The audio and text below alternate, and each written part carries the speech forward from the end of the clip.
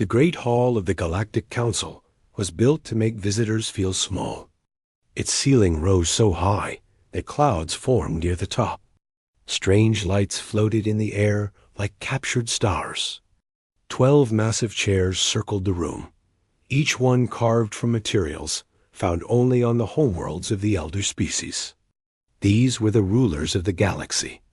They had watched civilizations rise and fall for 10,000 years. In the center of this hall, 2 humans stood alone. Commander Park Tai-ho kept his back straight and his face calm. He had fought in 3 wars and commanded thousands of soldiers. But he had never felt so small as he did now, standing before beings who considered his entire species to be children. Beside him stood Ambassador Kim Sumi. She was smaller than him, with gray streaks in her black hair and tired lines around her eyes. She had spent 20 years trying to build peace between Earth and the galaxy. Today, she would learn if those years meant anything. The Vex Elder spoke first. His name was Ren, and he looked like a nightmare given form. His body was covered in black armor that was actually part of his skin. 4 arms folded across his chest. His eyes, all 6 of them, glowed with a cold red light. "The Council has made its decision," Ren said. His voice buzzed like 1,000 insects speaking at once. "Earth will surrender all weapons. Earth will accept governance from the Council. Earth will provide workers for Vex mining operations." These terms are not open for discussion. Sumi stepped forward. Her heart was beating fast, but her voice was steady. "Elder Ren, the people of Earth wish only for peace. We have no desire for war with any species. But we cannot accept these terms. They would make us slaves." A sound filled the hall. It took Tai-ho a moment to realize it was laughter. The 12 elders were laughing at them. "Slaves?" said another elder. This one was Morn, leader of the Kolori Federation. He looked almost human, except for his blue skin and the fact that he had no nose. "You misunderstand your position, Ambassador. You are not negotiating. You are receiving instructions. Your species is young. You have been traveling among the stars for barely 100 years. We have been here for millennia. You will do as you are told, or you will be removed." Tai-ho felt anger rising in his chest. He wanted to speak, but Sumi touched his arm gently. She knew what she was doing. She always did. "I understand," Sumi said calmly. "Then allow me to deliver Earth's response." She pulled a small device from her pocket and pressed a button. A holographic document appeared in the air, written in the standard galactic language. "This is a formal warning from the United Earth Government," Sumi continued. "If any military force enters our solar system without permission, we will consider it an act of war. We will defend ourselves with everything we have. This is not a threat. This is simply a fact. We do not wish to fight, but we will not surrender our freedom. Please, consider carefully before you act." For a moment, the hall was silent. Then Ren began to laugh again. This time, the sound was darker, more dangerous. "A warning?" Ren stood from his chair. He was massive, nearly 3 meters tall. "You dare to warn us? Your species cannot even travel faster than light without using the jump gates we built. Your weapons are toys compared to ours. Your entire military could not defeat a single Vex battle group." "We hope we never have to find out," Sumi replied. Ren walked closer to her. Tai-ho moved to stand between them, but Sumi held up her hand to stop him. "Let me tell you what will happen, little human," Ren said. He leaned down until his face was close to hers. His breath smelled like rotting metal. "Admiral Gall will take 10,000 warships to your system. He will destroy your defense stations. He will burn your cities. And when your people are crying and begging for mercy, you will remember this moment. You will remember that you had a chance to submit peacefully, and you threw it away because of pride. Sumi did not step back. She did not look away. And you will remember that we warned you. We always warn our enemies. It is something we learned from our history. We give everyone a chance to walk away. Ren made a sound of disgust and returned to his seat.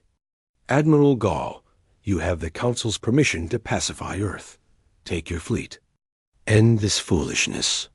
From the shadows at the edge of the hall, a figure stepped forward. Admiral Gall was smaller than Ren, but somehow more frightening. His armor was covered in marks that Tae-Ho recognized as kill counts. Hundreds of them. Thousands. This was a creature who had destroyed worlds. It will be my pleasure, Gall said. His voice was soft, almost gentle. That made it worse. I will leave within the hour. In 3 days, Earth will belong to the Vex Dominion. Sumi bowed slightly to the Council. Then we have nothing more to discuss. May your gods have mercy on your souls. Ours will not. She turned and walked toward the exit. Tae-Ho followed her. Behind them, he could hear the elders talking and laughing. They were already discussing how to divide Earth's resources among themselves. When they reached their ship, Sumi finally let her mask fall. Her hands were shaking. Tae-Ho had never seen her afraid before. Did we do everything we could? She asked quietly. Tae-Ho thought about the question. He thought about the 20 years Sumi had spent building relationships with alien species.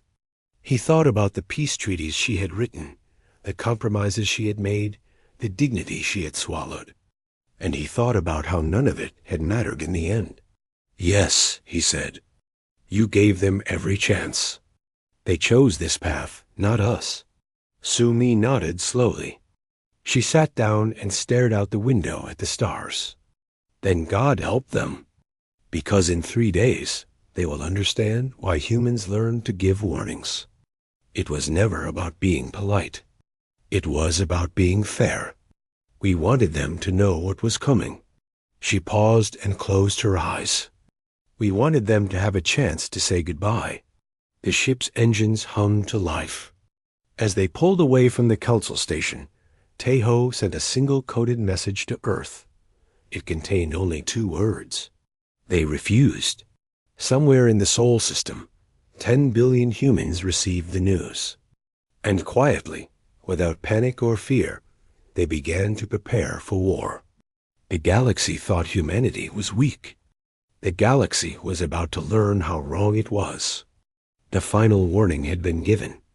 Now there was nothing left to do but wait, deep beneath the mountains of Korea, in a bunker that did not exist on any map. Supreme General Choi Dae-won stood before a wall of screens. Each screen showed a different part of Earth's defense network. Satellites, weapons platforms, ships hidden in the asteroid belt. Everything was ready. It had been ready for 100 years. General, said his assistant, a young woman named Yoon Hana. The message from Commander Tae-Ho has arrived. The Council refused our warning. Dae-won nodded slowly. He was an old man with white hair and a face full of scars.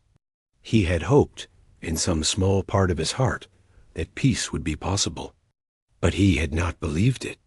He had learned long ago that hope was a luxury soldiers could not afford. Activate Protocol Omega, he said quietly. Hana's fingers moved across her keyboard. All around the solar system, machines that had been sleeping for decades began to wake up.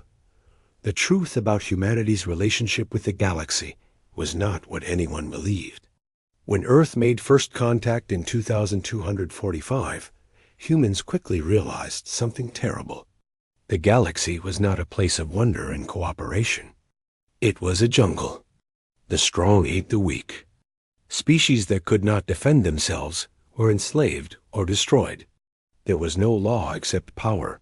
The elder species looked at humanity and saw easy prey. Humans were young. Humans were few. Humans had only just learned to leave their planet.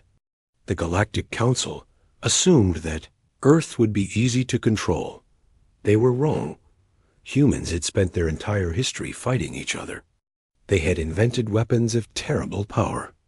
They had learned to be clever, to be patient, to be ruthless when necessary. And when they looked at the galaxy and saw the danger, they did something no other species had ever done. They pretended to be weak. For 100 years, Earth showed the galaxy only what it wanted them to see. Simple ships, basic weapons, harmless technology. But behind closed doors, in secret laboratories and hidden shipyards, humanity built something else entirely. On the moon, Lieutenant Ha-Na coordinated with Luna Base. She was 28 years old and had trained her whole life for this moment. Her hands were steady as she worked, but inside, her stomach was tight with fear. Not fear of dying. Fear of what she was about to help unleash. "All stations reporting ready," she said. "The Void Net is online. Singularity cannons are charged. Phase shift missiles are armed." These were weapons that should not exist.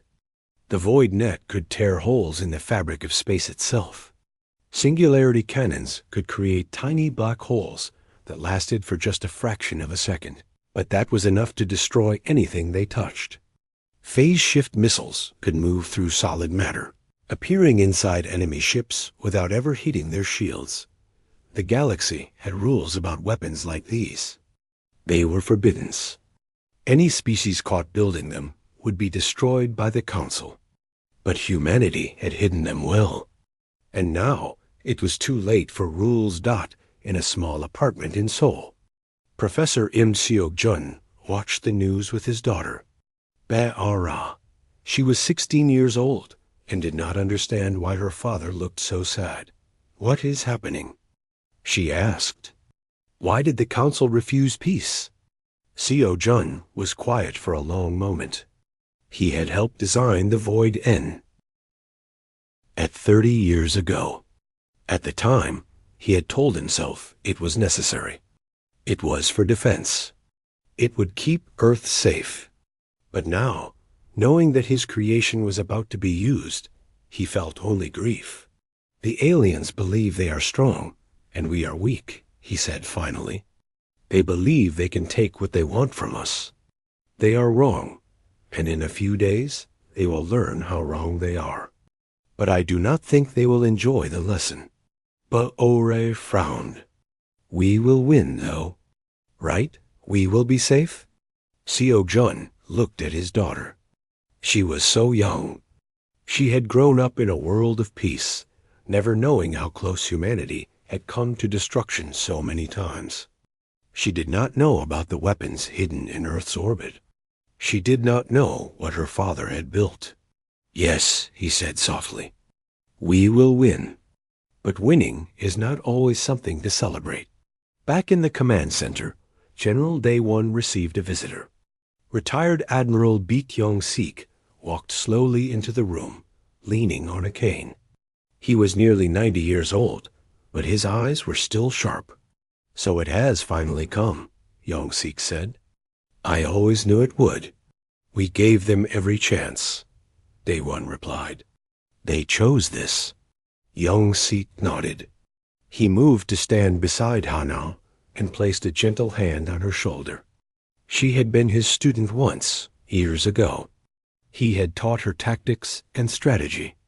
But more importantly, he had taught her why humanity fought. "Remember something," the old admiral said. "What we are about to do is terrible. It is violence on a scale that most species cannot imagine. But we do not do it because we enjoy it. We do it because there is no other choice. When it is over, do not let yourself become a monster. That is how we win, without losing ourselves." Ha-na nodded. "I understand, sir." As the hours passed, Earth's preparations continued.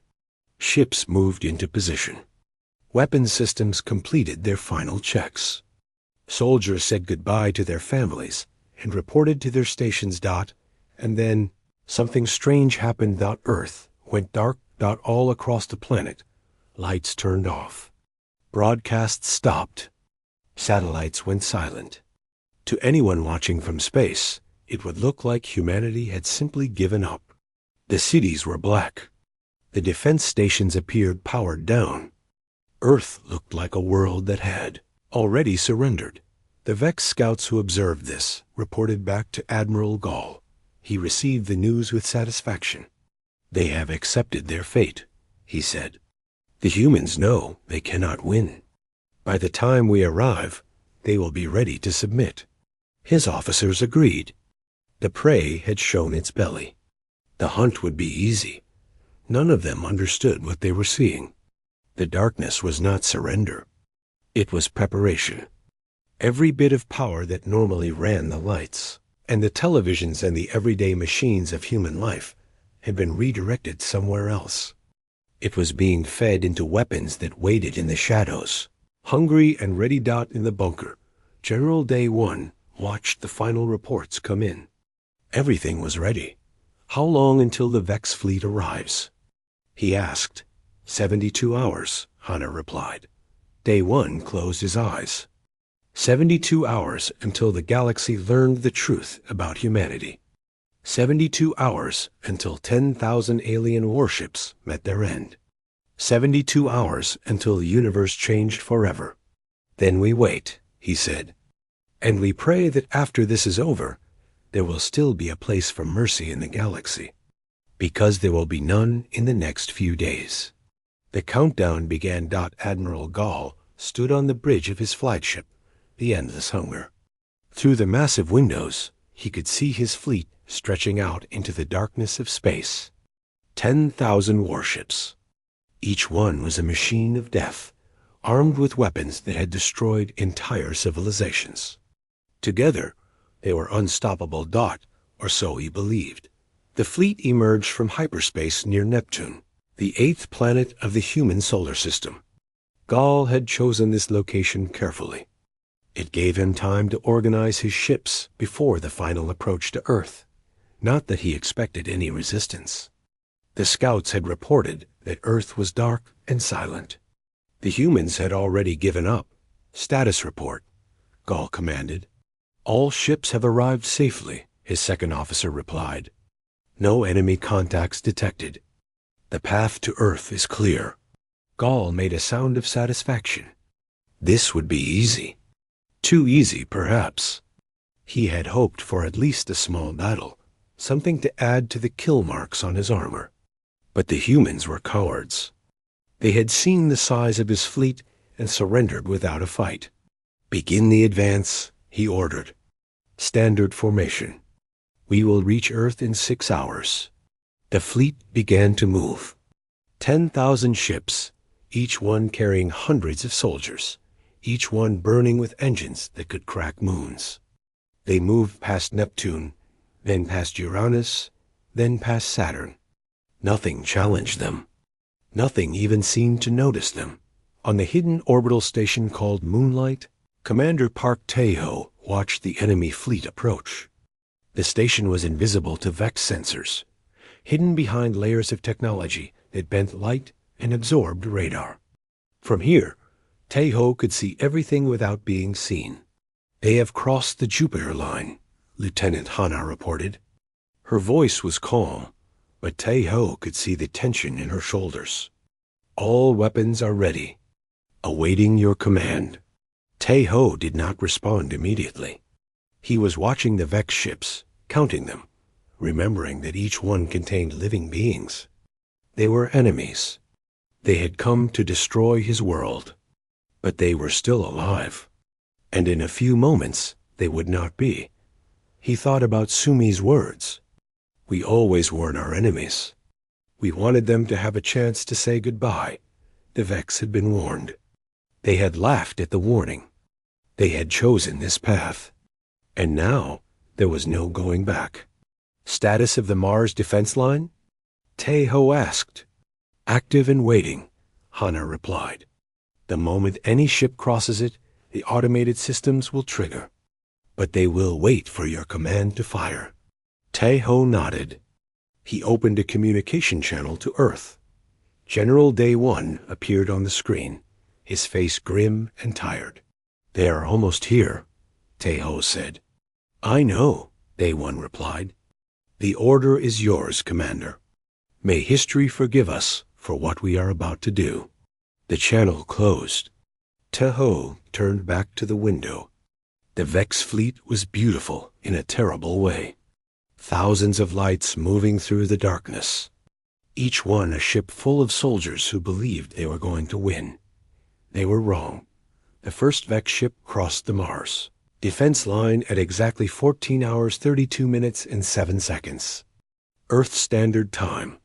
It was a small scout vessel, fast and agile. Leading the way for the larger warships behind it, Hana's console lit up with warnings. "Contact," she said. "They have entered the defense zone." Tae-ho closed his eyes. He thought about his mother, who had died when he was young. He thought about his father, who had taught him to be a soldier. He thought about the billions of people on Earth who were counting on him to keep them safe. Then he opened his eyes and spoke one word. Fire. What happened next was not a battle. It was not even a massacre. It was something worse. It was an execution. The void net activated first. Invisible threads of twisted spacetime shot out from hidden platforms throughout the solar system. Where they touched the Vex ships, reality itself broke apart. Tiny black holes formed and collapsed in microseconds, but those microseconds were enough. Ships were torn apart, crushed into pieces smaller than atoms, swallowed by gravity so strong that even light could not escape. The singularity cannons fired next. Beams of pure gravitational force swept across the enemy fleet like the fingers of an angry god. Each beam could punch through any shield, any armor, any material known to science. Admiral Gall's flagship, the Endless Hunger, was hit by 3 beams at once.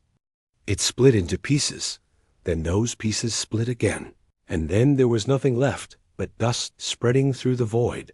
The phase shift missiles came last. Thousands of them appearing inside enemy ships without warning. One moment, a Vex warship would be intact. The next moment, explosions would tear it apart from within. There was no way to defend against weapons that ignored shields and armor, that existed in a different dimension until the moment they chose to become real. Gol did not even have time to give a final order. One moment, he was standing on his bridge, watching his fleet advance.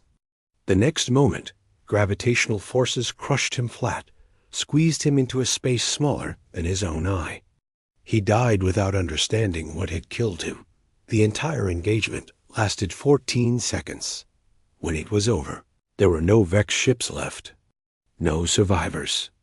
No wreckage large enough to identify.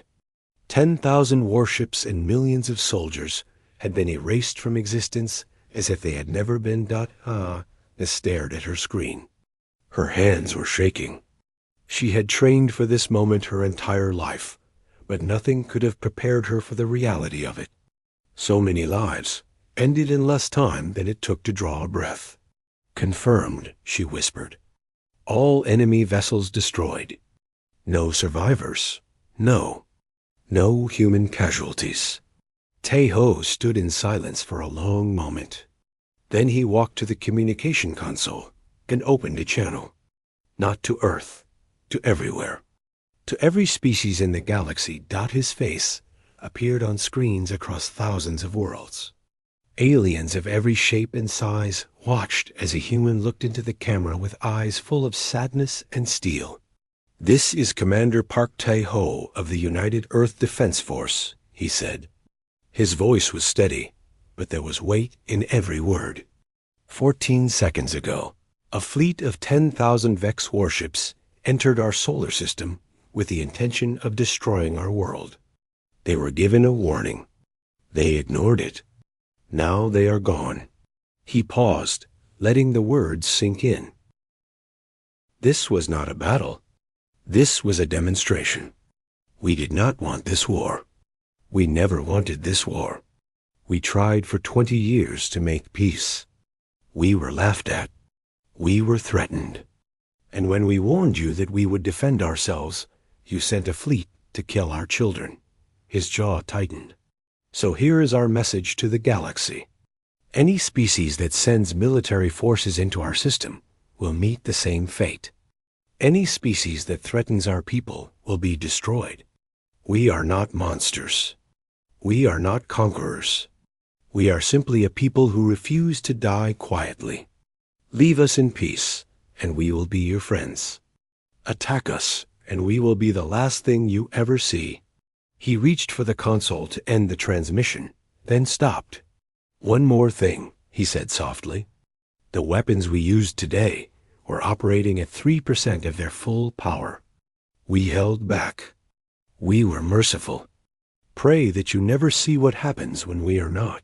The transmission ended. Across the galaxy, silence fell. The universe had changed forever, and no one knew what would come next. The Galactic Council Chamber had never been so quiet. The great hall that had witnessed the rise and fall of empires, that had echoed with the voices of conquerors and kings, was silent as death. The 12 elders sat frozen in their massive chairs, staring at screens that showed the same footage over and over again. 10,000 ships. 14 seconds. Nothing left. Elder Wren watched the recording for the 100th time. He watched his people's greatest fleet emerge from hyperspace, confident and unstoppable. He watched them cross the invisible line that the humans had drawn. And then he watched them disappear, erased by weapons that should not exist, killed by technology that broke the laws of physics themselves. "This is impossible," he whispered. His voice cracked like breaking glass. They were primitives.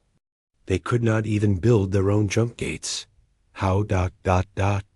How did they do this? No one answered. No one had answers. Elder Morn of the Kalari Federation was the first to move.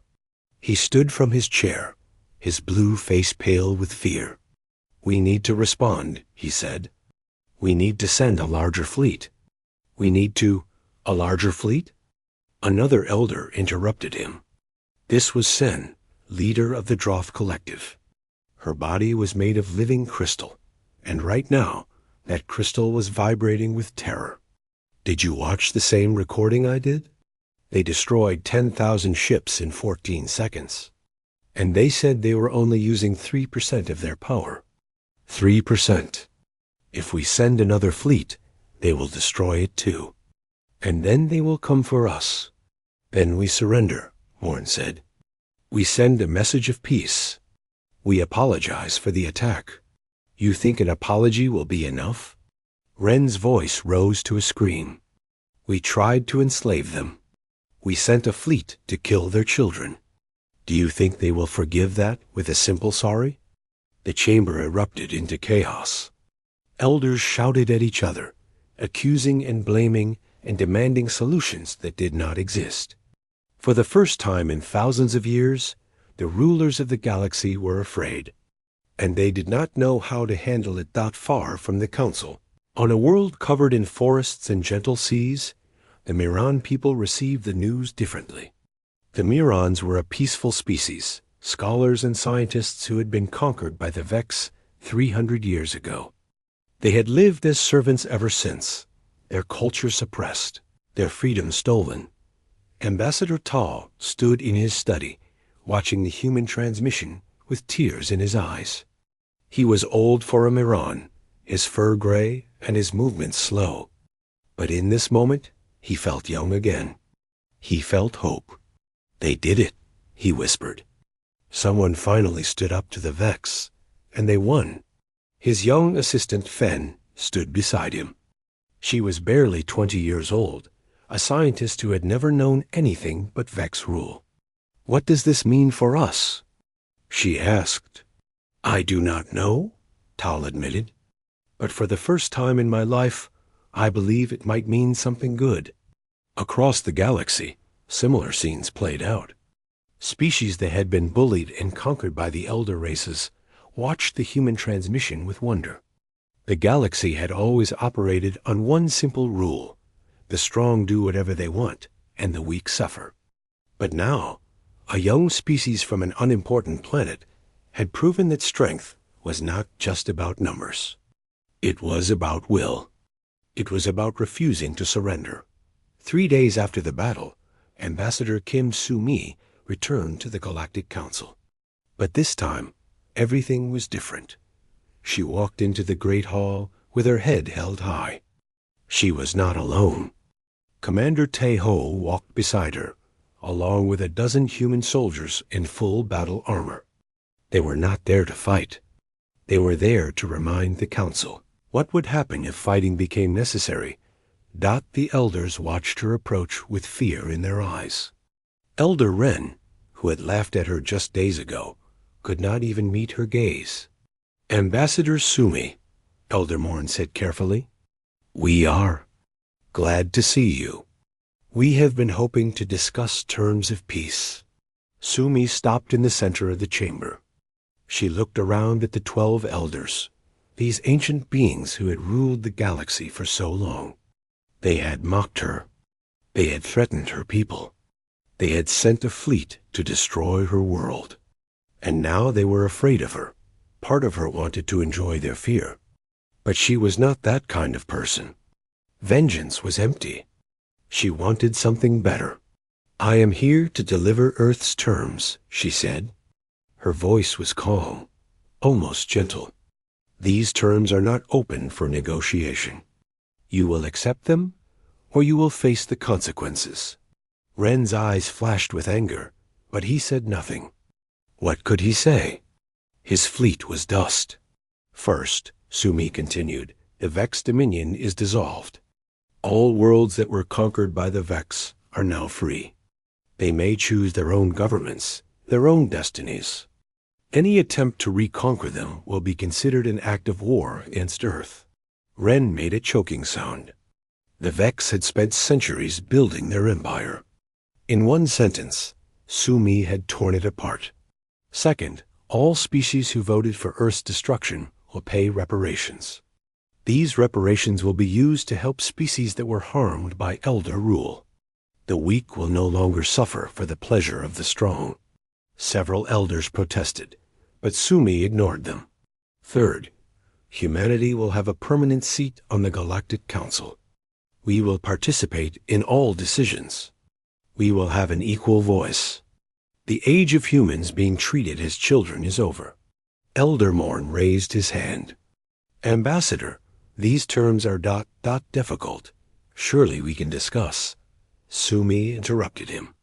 "You misunderstand. I am not asking for your agreement. I am telling you what will happen. You have seen what we can do. You know we are not bluffing. The only question is whether you accept these terms peacefully, or whether you force us to make an example." She paused and looked directly at Ren. "Would you like to be that example, Elder Ren?" The Vex leader's mandibles clicked nervously. For a long moment, no one spoke. Then slowly, Ren lowered his head. "The Vex accept your terms," he said. The words seemed to cause him physical pain. One by one, the other elders agreed. They had no choice. The humans had proven that they could destroy anything that threatened them. Fighting was pointless. Resistance was suicide. Sumi nodded. "Good. Then we can begin building a better galaxy. One where the strong protect the weak instead of preying on them. One where every species has value, not just the oldest and most powerful. One where warnings are taken seriously." She turned to leave, then stopped. "One more thing," she said over her shoulder. "My people created these weapons because we had no other choice. We would have preferred peace. We still prefer peace. Treat us with respect, and you will find no better allies in the galaxy. But never forget what happens when you threaten what we love."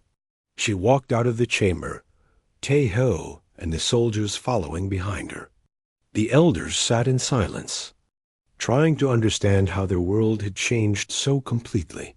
Far away, on the Meran homeworld, Ambassador Tal was already drafting a message to Earth.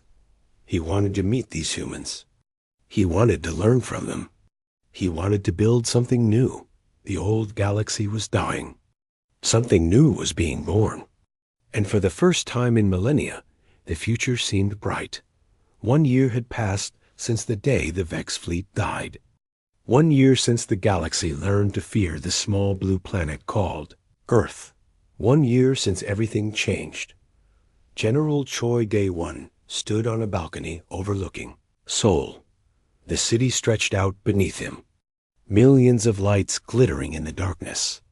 Life had returned to normal for most people. Children went to school. Workers went to their jobs. Families gathered for dinner and complained about ordinary things. That was what Dae-won had fought for. That ordinary life. That simple peace. But he knew that nothing was truly ordinary anymore. Earth was no longer a small planet on the edge of the galaxy. It was a power. A force. And with power came responsibility. The Terran Protectorate had been established 6 months ago. It was a zone of space that included Earth and all the worlds that had been freed from Vex control. 37 planets, home to dozens of species, all now living under human protection. It was more responsibility than Dae-won had ever wanted. But someone had to do it. His communicator beeped. It was Captain Yoon Ha-na, calling from her ship, the Peaceful Dawn. "General," she said. Her face appeared on the small screen, older now, more confident. "We have arrived at the Miran homeworld. Ambassador Tal is waiting to greet us." Dae-won smiled. Hana had grown so much in the past year. She had been a nervous lieutenant during the battle. Now she commanded humanity's first diplomatic exploration vessel, traveling to new worlds and building friendships that no one had thought possible. "Give the ambassador my regards," Dae-won said. "And Hana? Be careful out there." "Always, sir." The screen went dark. Dae-won returned to watching the city lights. Somewhere out there, among those millions of people, Professor Seok-jun was probably having dinner with his daughter. Dae-won had visited them last month. The professor had received every award a scientist could receive, but he did not seem happy about it. The weight of what he had created still pressed on him. His daughter, Ba-ra, was different. She had joined the new Galactic Academy, a school where humans and aliens studied together for the first time. She sent messages to her father every week, full of excitement about the friends she was making and the things she was learning. She represented the future. A future where species worked together instead of fighting. On the Galactic Council Station, Ambassador Kim Soo-mi took her seat among the elders. The chair next to her was carved from wood that had grown in Korea, a small piece of earth in the heart of galactic politics. She sat in it every day, participating in decisions that affected billions of lives. The other elders treated her differently now. Not with friendship, exactly, but with respect. When she spoke, they listened. When she proposed ideas, they considered them. It was not everything she had hoped for, but it was a start. Elder Ren had stepped down from his position 3 months ago. The Vex people were struggling to find their identity without their empire. Some of them blamed humanity. Others were beginning to question whether the empire had ever been worth having. Soo-mi had reached out to moderate Vex leaders, trying to build bridges. It was slow work, but she was patient. The biggest surprise had been the Mirans. Ambassador Tal had become humanity's strongest ally. His people, freed from centuries of oppression, had thrown themselves into partnership with Earth. Miran scientists worked alongside human researchers. Miran artists created works that celebrated both cultures. Young Mirans like Fen traveled to Earth to study, while human students visited the Miran homeworld to learn their peaceful ways. It was not perfect. There were still species who hated humanity, who saw them as conquerors wearing the mask of liberators. There were still threats in the dark corners of the galaxy, powers who had not yet tested Earth's defenses. But for now, there was peace.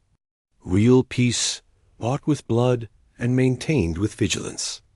On the peaceful dawn, Captain Hana watched as her ship entered orbit around the Miran homeworld.